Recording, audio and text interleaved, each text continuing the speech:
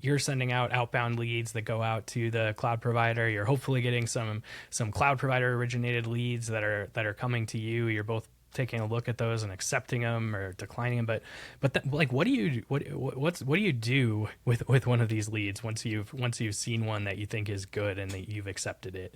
How do you begin the process of engaging with the cloud provider on one of those leads? Yeah, when they come from the cloud provider, we always like to say that the cloud provider's inquiring on helping us in this account. And the first thing we do is we go and look at who owns that account inside of the ISV CRM system. And we go and look at what current opportunities are they working on.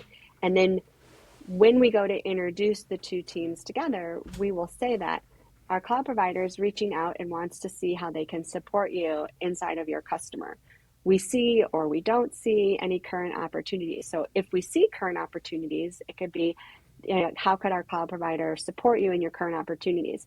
If we don't see any current opportunities, then we change our introduction message to say, our cloud provider is reaching out to support you in this account. We see that there aren't any current open opportunities, but it'd be great to connect with them because there might be an opportunity for us to create, to get created here. And we encourage them to set up a meeting in that introduction email. So best practice is to set up a 30-minute discovery call between you and your cloud partner. And then let us know if you do actually end up creating an opportunity so that we can connect you to the co-sell opportunity that we got from the cloud provider with the actual opportunity that got created in the system. And who is the person within the organization who usually or most often takes the lead on that connection process? Yeah, we, in our co-sell workshops that we do with our customers, we actually walk through that exact question with them. Who would you like it to be? Every ISV is set up differently. Do you have an inside sales team or a business development team that you would like those introductions to go to? Do you have an alliance team? And is there what we call the catcher there to like introduce and kind of foster that first relationship conversation between the ISV and the cloud partner? Like, is there someone in your alliance team who can kind of do that first call? Or would you like us just to directly connect them with the account owner inside of, at that account? Like, would you like to be connected with the account owner? So we actually walk through that conversation with the ISV. We want to understand how they're organized and how they would like to have that first experience with the cloud partner seller, and who's the appropriate team to kind of foster that conversation and then pull in the rest of the resources as you start to really turn that into a meaningful opportunity. Do you ever think it's possible over time to enable your sales teams to such a degree that they can do that on their own, more of a self-service way? Actually, look at some of these. Um, I think, yeah, I mean, yes, I'm optimistic. I say that with hesitation because there's always this like level of enablement that's always going on when you sign up to go to market with a cloud partner and have this as one of your channel motions. You're always going to be doing some level of enablement. And as like you get that enablement going, you're like, okay, we've got traction, like everybody's trained and everybody feels comfortable having cloud conversations and connecting with their cloud counterpart.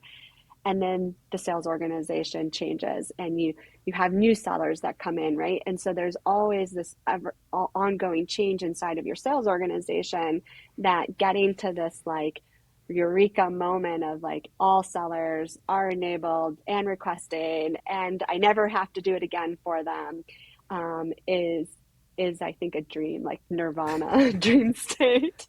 But I do think you can get to like alliance led in the beginning, where the alliance team is really brokering this and kind of showing the organization how to have this relationship with their cloud partner. They're also trying to like, what's the word I'm looking for? Like, I don't want to say babysit, but they're also wanting to make sure that that cloud partnership is getting kicked off correctly.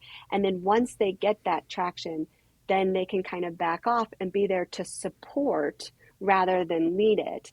And then we should see in an organization, like initially it's 100% alliance, but then over time we get to 70-30, 60-40. And so just more engagement coming from the organization, and the alliance team is taking a supporting role versus the alliance team is the one doing like all the work all the time.